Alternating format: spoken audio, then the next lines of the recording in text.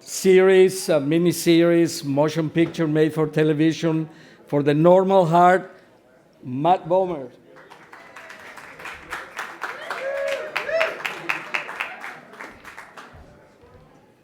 Wow. Do I talk or do you? I'm not skilled at this. This is my first time. Do I speak? Oh, first question? Does anybody have a question? Hi. You Hi. said you would come to my theater company and do some Yes, monologues. that's right. Is that still on now that you're a Still, Golden Globe offer's winner? still on the table. Awesome. I got a little break after February, so let's do this. And Jim Campolongo says congratulations. Oh, well, tell him thank you. I owe a lot of this to him, so thank you. Oh, hi, over here in the front. Sorry, right in the front. Hi, how are you? Congratulations. I'm good. How are you? Over the moon. I didn't expect this at all. I just came to have a good time tonight, kind of being thrilled to be in the company of all those incredible actors in the category. And so I'm kind of just in an endorphin rush right now. What went through your mind when you heard your name being called? I think initially it was shock because I really didn't expect to win, and then just joy, and then trying to make sure I didn't get too emotional before I got up on stage, and to collect myself to remember who I needed to thank and remember to thank in the speech.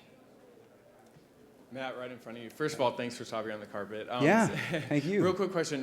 White Collar just ended last year. It was such a huge show and for a lot of people, but I know you have a couple movies coming out. Is the plan to try to go back to network television, or are you going to be focusing on films now that White Collar's done? I don't really discriminate between mediums. I honestly feel like that day and age is come and gone in our industry, or certainly has right now. I feel like we live in a really golden age of television where a lot of the writing that I see on series, on network, but especially in the cable format, and now on on demand, or I don't know what you call it when it's on Amazon and Netflix and all that, but it's on par with or better than the writing you read in a lot of film scripts.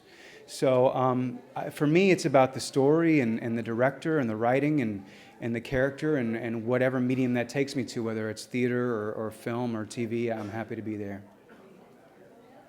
Thank you. Matt, congratulations. Thank you so much. As a theater person, I'm interested in how you approached the role and how different it was from the stage play that Larry Kramer's classic. What was it that motivated you, or you felt brought you closer to the part that you played? Oh, I read this play the first time when I was 15 years old in high school in suburban Texas, and it opened my eyes to so many things and woke me up to what was actually going on in the world that nobody around me wanted to talk about. And so it had always been close to my heart, and I would have been happy doing the play regionally. The fact that I got to do it as a film for HBO is just kind of several dreams come true at once. I did feel a responsibility to this being a theater piece. I don't know if I even told the Hollywood Foreign Press this, but I actually rented a theater space, a really kind of ramshackle theater space every day for about, I would say, 2 months.